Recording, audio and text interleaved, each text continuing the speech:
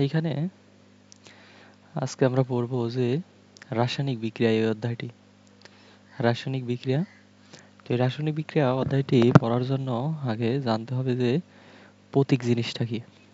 এই প্রতীক হচ্ছে যেমন আমরা লোহা আমরা বুঝি, এই লোহার সংকেত কিন্তু Fe। এই Fe-টা কোথা থেকে আসলো? এই Fe-টা আসছে হচ্ছে ল্যাটিন শব্দ থেকে। এখানে বলেছে ল্যাটিন শব্দ থেকে। যেমন এখানে ফলো করলে সোডিয়াম, সোডিয়ামের তো প্রথম অক্ষর এরকম যে SO হওয়ার কথা, SO হওয়ার কথা। কিন্তু এখানে এই সোডিয়ামের Na, এটা আসছে হচ্ছে ল্যাটিন শব্দ নেট্রিয়াম থেকে। সেই নেট্রিয়াম থেকে আর এই অক্সিজেনগুলো ইংলিশ থেকেই আসছে, যে অক্সিজেন বানানের প্রথম অক্ষর নিয়েছে, বুঝেছো? তারপরে এখানে হাইড্রোজেন, এগুলো ইংলিশ শব্দ থেকেই এসেছে। তারপরে এখানে সংকেত, এই সংকেত হচ্ছে কোনো মৌল বা যৌগের সংক্ষিপ্ত রূপকে সংকেত বলা হয়। যেমন এখানে হাইড্রোজেন অণুর সংকেত হচ্ছে H2, মানে দুইটা হাইড্রোজেন এরকম একত্রে মিলে হয়েছে হচ্ছে হাইড্রোজেন 2। আবার হাইড্রোজেন ক্লোরাইড, এই অণুর সংকেত হচ্ছে হাইড্রোজেন ক্লোরাইড, অর্থাৎ HCl। এরকম আমরা যোজনী সম্পর্কে যখন জানবো তখন এগুলো আরো ক্লিয়ার হবে। এখন এইখানে যোজনী, কোনো মৌলের পরমাণু অপর কোনো মৌলের যে সংখ্যক ইলেকট্রন দান করে বা গ্রহণ করে সেটাই তার যোজনী। এটা আপাতত জানলেই হবে। যেমন অক্সিজেন কোন একটা যৌগের সাথে বিক্রিয়া করার সময়, যেমন অক্সিজেন, এখানে হাইড্রোজেন আর অক্সিজেন এগুলো হচ্ছে দ্বিপরমাণু, মানে দুইটা দুইটা করে থাকে। দ্বিপরমাণু বিক্রিয়া করে এরকম তৈরি হয় যে হাইড্রোজেন 2O এরকম। কারণ এই অক্সিজেনের যোজনীটা এই হাইড্রোজেনের কাছে এসেছে, হাইড্রোজেনের যোজনী 1, সেটা এখানে 1, কিন্তু এটা লেখা হয় না, এটা সাধারণত এরকম লেখা হয় না, এই জন্য এরকম আকারেই লেখা হয়। তো এটা আপাতত জানলাম। তাহলে যোজনী কাকে বলে, কি, সেই জিনিসটা মনে রাখতে হবে। এগুলো হচ্ছে ক বা খ নাম্বারের জন্য ইম্পর্টেন্ট। তারপরে এইখানে একটা চার্ট দেওয়া আছে যে কিছু কিছু জিনিসের যোজনী কত। যেমন অধাতু, যেমন hydrogen, fluorine, chlorine, bromine, iodine, এই সবগুলোর যোজনী 1। আবার এইগুলোর ধাতু আছে সোডিয়াম, পটাশিয়াম, কপারের দুইটা যোজনী, একটা হচ্ছে 1 যোজনী আছে যেটাকে আস বলা হয়, আর কপারের 2 যোজনী আছে যেখানে, সেটা হলো ইগ বলা হয়। আর এখানে গোল্ড গোল্ডের হচ্ছে Au, এটা হচ্ছে আস যোজনী আছে। আবার এই যে যোজনী 3 আছে, ইক যোজনী আছে, ইক মানে যোজনী বেশি যেটা সেটা। আয়রনের যোজনী, লোহা বা আয়রনের যোজনী একটা 2 আছে আর একটা 3 আছে। এটা সবাই মুখস্থ করে নিবা। আর এখানে হচ্ছে এই যে যৌগমূলক, এটা হচ্ছে ammonium, hydroxyl, nitrite, nitrate, hydrogen carbonate, এগুলো সব যৌগমূলক। এই যৌগমূলক কি? এই যৌগমূলক হচ্ছে, সাপোজ আমরা এখানে ধরলাম যে NH4 প্লাস, এটার নাম হচ্ছে অ্যামোনিয়াম আয়ন। এই অ্যামোনিয়াম আয়ন এই টোটালটাই একটা মৌলের মতো আচরণ করে, মনে হয় জানে একটা মৌলের যার পজিটিভ চার্জ এরকম আচরণ করে, এই জন্য এদেরকে বলা হয় হচ্ছে যৌগমূলক বা রেডিকেল। এগুলো পরমাণু গুচ্ছ স্বাধীনভাবে থাকে না, এগুলো পড়ে নিলেই পারা যাবে। তারপরে এখানে বলছে যে রাসায়নিক সমীকরণ, এই রাসায়নিক সমীকরণে এখানে একটা বিক্রিয়া দিয়েছে যে প্রথমে জিঙ্ক নিয়েছে আর এখানে হচ্ছে সালফিউরিক অ্যাসিড। তো এগুলো আমি একটা জিনিস ছোট মানুষের যেহেতু ক্লাস 8 এই অনুসারে শেখাই যে রিয়াকশন সবসময় হয় দূরে দূরে, মানে জিঙ্কের সাথে এই সালফেটের এই অংশের রিয়াকশন হবে, এই জন্য এখানে লিখেছে যে জিঙ্ক সালফেট। আর এই হাইড্রোজেনটা বের হয়ে হাইড্রোজেন এখানে গ্যাস হয়ে উড়ে যাবে। তার মানে এগুলো লেখার সিস্টেম হচ্ছে যে জিঙ্ক আর এই সালফেট, জিঙ্কের যোজনী 2, আবার যে সালফেট এই আয়ন এটার যোজনীও 2, তাহলে এইটার যোজনী এইখানে এসেছে, এই জিঙ্কের যোজনী এইখানে এসেছে, এই জন্য 2 2 লেখা হয়নি। মানে লেখা উচিত ছিল এরকম যে জিঙ্ক 2 SO4 এখানে 2, কিন্তু এই 2 আর এই 2 এরকম লেখে নাই, কারণ একই জিনিস এই জন্য লেখে নাই। তারপরে এইগুলো এখানে বর্ণনা করা আছে, এগুলা অ্যাভয়েড করি। তারপরে এখানে বলছেন রাসায়নিক সমীকরণের সমতাকরণ। এই সমতাকরণ জিনিসটা কি, যে সাপোজ এইখানে হাইড্রোজেন কয়টা আছে, 2টা আছে, আর এখানে অক্সিজেন 2টা আছে। এখন হাইড্রোজেন 2টা আছে, অক্সিজেন 2টা আছে, কিন্তু এই পাশে যদি আমরা দেখি এইখানে হাইড্রোজেন আছে 2টা আর অক্সিজেন আছে 1টা। তাহলে এইগুলো আমরা সমান করতে যে পদ্ধতি অবলম্বন করব সেটাকেই বলা হচ্ছে যে রাসায়নিক সমীকরণ সমতাকরণ। রাসায়নিক সমীকরণ সমতাকরণ এইখানে একটা কাজ করেছে, যে এইখানে 2 দিয়ে গুণ দিয়েছে, এইখানে 2 দিয়ে গুণ দিয়েছে, 2 দিয়ে গুণ দিলে এখন 4টা হাইড্রোজেন হয়ে গেল। 4টা হাইড্রোজেন এইখানে সমতা করার জন্য এইখানেও আবার 2 দিয়ে গুণ দিছে। 2 দিয়ে গুণ দিলে এইখানে 4টা হাইড্রোজেন, 2টা অক্সিজেন, এই যে 2টা অক্সিজেন মিলে গেল। তার মানে কি আমরা এইসব জায়গায় গুণ দিতে পারবো। যেমন আগে ছিল এই জায়গা হচ্ছে 2টা হাইড্রোজেন, এখানে 2 দিয়ে গুণ দিলাম, তখন এই যা 2 দিয়ে গুণ দিলে হাইড্রোজেন হয়ে গেছে 4টা। তাহলে আমরা এইখানে যদি 2 দিয়ে গুণ দেই তাহলে হাইড্রোজেন 4টা পূরণ হবে, আবার অক্সিজেনও পূরণ হবে, যেটা এটার সাথে মিলে যাবে। এখন কিন্তু এই পাশেও যে কয়টা হাইড্রোজেন অক্সিজেন আছে এই পাশেও সেই কয়টা হাইড্রোজেন অক্সিজেন আছে।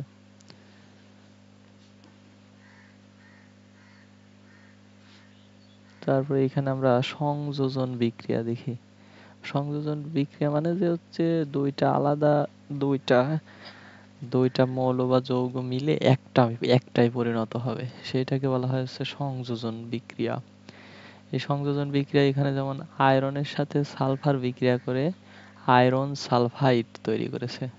তারপরে জিঙ্ক আর সালফার বিক্রিয়া করে জিঙ্ক সালফাইড তৈরি করেছে।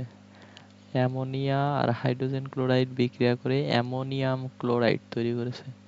মানে 2টা জিনিস বিক্রিয়া করে যদি একটা জিনিস তৈরি হয় তাহলে সেইটাকে বলা হয় সংযোজন বিক্রিয়া। এখানে সংজ্ঞা দেওয়া আছে যে একের অধিক রাসায়নিক পদার্থ একত্রিত হয়ে সম্পূর্ণ ভিন্নধর্মী নতুন রাসায়নিক পদার্থ তৈরি হয় তাকে সংযোজন বিক্রিয়া বলে। এইখানে একটা নাম আছে দহন বিক্রিয়া।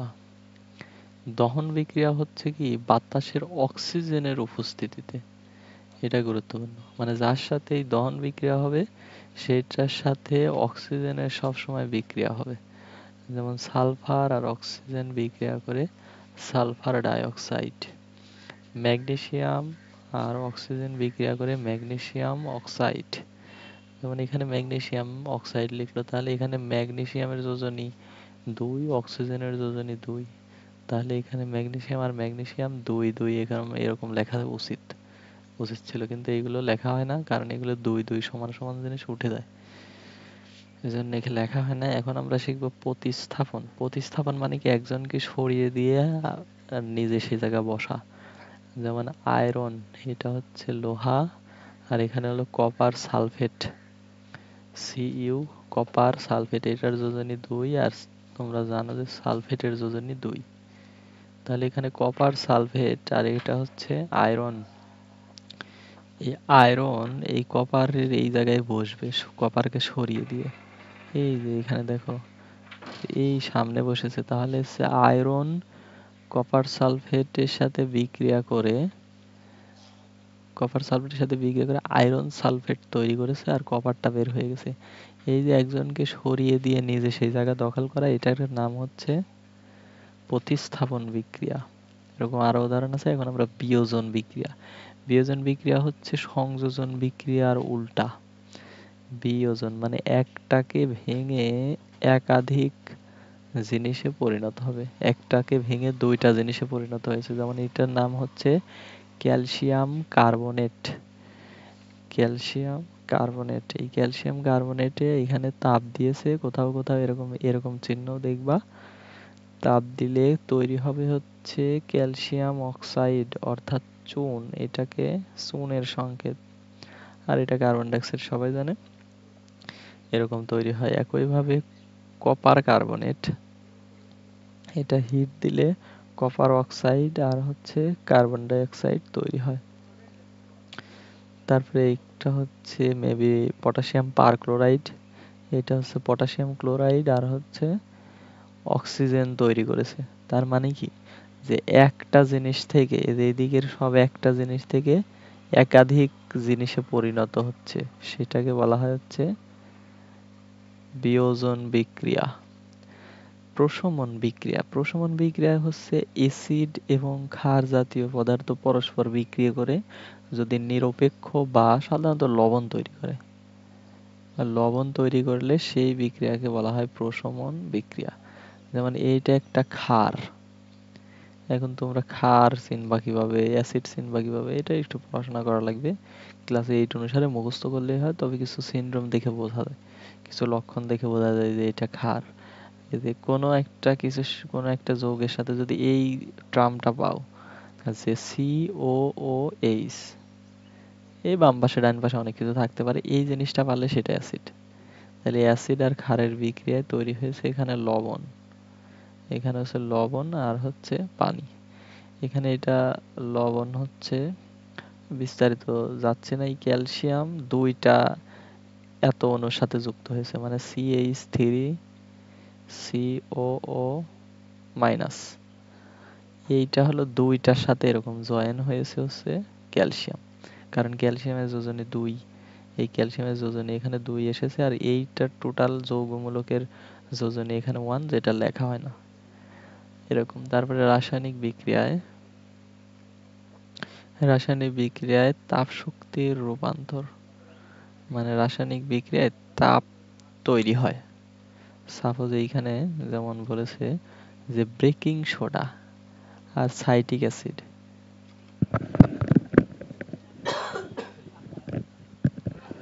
ব্রেকিং সোডা আর সাইট্রিক অ্যাসিড বিক্রিয়া করলে এখানে সোডিয়াম সাইট্রেট,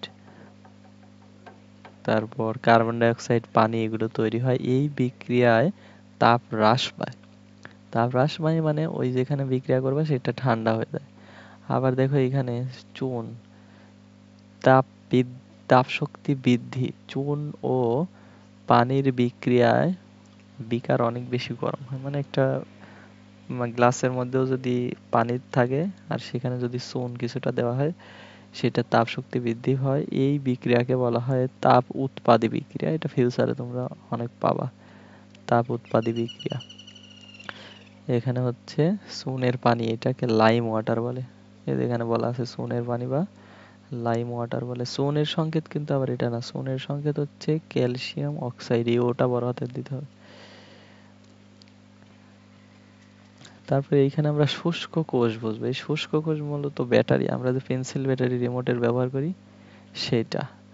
তো এইখানে কি বলেছে, প্রথমে অ্যামোনিয়াম ক্লোরাইড, এটা একটা কেমিক্যাল, অ্যামোনিয়াম ক্লোরাইড, তারপরে কয়লার গুঁড়ো, ম্যাঙ্গানিজ ডাইঅক্সাইড ভালোভাবে মিশিয়ে তাতে অল্প পরিমাণ পানি যোগ করে একটা পেস্ট বা লেই তৈরি করা হয়। এটা ময়দা গোলানোর মতো একটা গোলানো হয়। এই মিশ্রণটি সিলিন্ডার আকৃতির দস্তার চং, এই যে ব্যাটারির যে গা আমরা দেখতে পাই, এটা হলো দস্তা বা জিঙ্ক দিয়ে তৈরি, এটা হলো দস্তা বা জিঙ্ক দিয়ে তৈরি,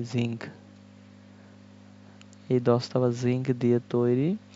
এখন এটা হচ্ছে সিলিন্ডার আকার এরকম দেওয়া হয়, তার মাঝে একটা কার্বন দণ্ড এমন ভাবে বসানো হবে, এই যে এই কালোটা হচ্ছে কার্বন দণ্ড, এটা অনেকে ছোটবেলায় বের করেছে। এটা এমন ভাবে বসানো হবে যেন এর নিচে আবার টাচ পাওয়া যাবে না, বুঝেছো? এখানে ফাঁকা রাখতে হবে, নিচে এরকম ফাঁকা রাখতে হবে। তারপরে বলছে কার্বন দণ্ডের মাথায় একটি ধাতব টুপি পরানো হয়, এই যে এটা টুপি পরানো হয়, যেটা আমরা ব্যাটারি বাইরে থেকে দেখতে পাই।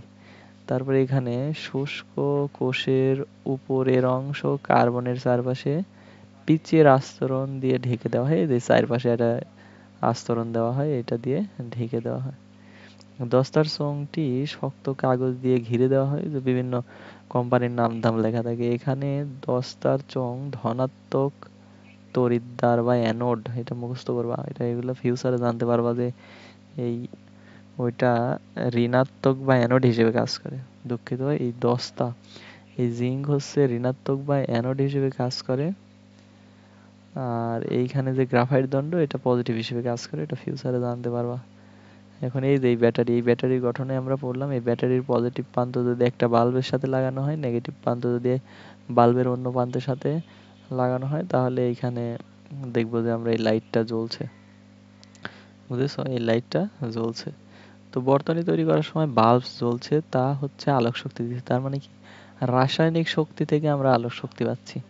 কারণ এখানে তো কেমিক্যাল ইউজ করছে, এখানে কেমিক্যাল ইউজ করছে বিভিন্ন প্রকার, অ্যামোনিয়াম ক্লোরাইড, ম্যাঙ্গানিজ ডাইঅক্সাইড, এগুলো কয়লার গুঁড়ো, এগুলো করছে। তার মানে রাসায়নিক শক্তি সঞ্চিত হিসেবে ছিল, সেটা আলোক শক্তিতে রূপান্তরিত হচ্ছে।